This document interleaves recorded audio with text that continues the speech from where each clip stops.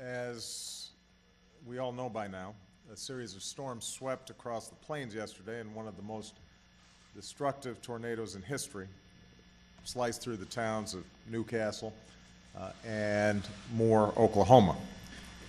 In an instant, neighborhoods were destroyed. Dozens of people lost their lives. Many more were injured, and among the victims were young children trying to take shelter in the safest place they knew, their school. So our prayers are with the people of Oklahoma today. Our gratitude is with the teachers who gave their all to shield their children, with the neighbors, first responders, and emergency personnel who raced to help as soon as the tornado passed, and with all of those who, as darkness fell, searched for survivors through the night. As a nation, our full focus right now is on the urgent work of rescue and the hard work of recovery and rebuilding that lies ahead. Yesterday, I spoke with Governor Fallin to make it clear to Oklahomans that they would have all the resources that they need at their disposal.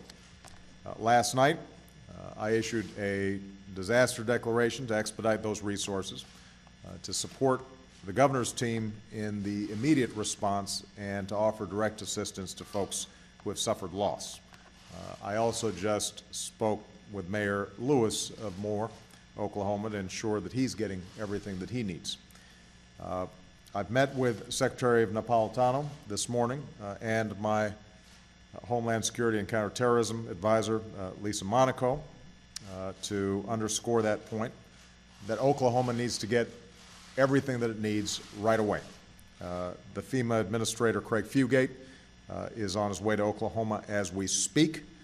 FEMA staff was first deployed to Oklahoma's Emergency Operations Center on Sunday as the state already was facing down the first wave of deadly tornadoes. Yesterday, FEMA activated urban search and rescue teams from Texas, Nebraska, and Tennessee to assist in the ongoing search and rescue efforts, and a mobile response unit to boost communications and logistical support. So the people of Moore should know that their country will remain on the ground, there for them, beside them, as long as it takes. For there are homes and schools to rebuild, businesses and hospitals to reopen, their parents to console, first responders to comfort, and, of course, frightened children who will need our continued love and attention.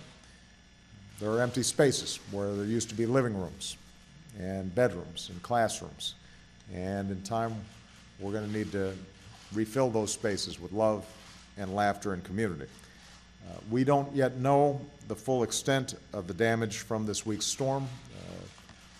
We don't know both the human and economic losses that may have occurred.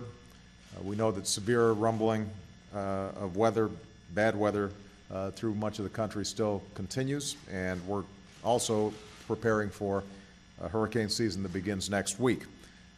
But if there is hope to hold on to, not just in Oklahoma but around the country, it's the knowledge that the good people there and in Oklahoma are better prepared for this type of storm than most, and what they can be certain of is that Americans from every corner of this country will be right there with them, opening our homes, our hearts to those in need, because we're a nation that stands with our fellow citizens as long as it takes. We've seen that spirit in Joplin and Tuscaloosa. We saw that spirit in Boston and Breezy Point, and that's what the people of Oklahoma are going to need from us right now. For those of you who want to help, you can go online right now to the American Red Cross, which is already on the ground in Moore. Already we've seen the University of Oklahoma announce that it will provide housing for displaced families. We've seen local churches and companies open their doors and their wallets. And last night, the people of Joplin dispatched a team to help the people of Moore. So for all those who've been affected, we recognize that you face a long road ahead. In some cases, there will be enormous grief that has to be absorbed, but you will not travel that path alone. Your country will travel with you, fueled by our faith in the Almighty and our faith in one another. So our prayers are with the people of Oklahoma today, and we will back up those prayers with deeds for as long as it takes. Thank you very much.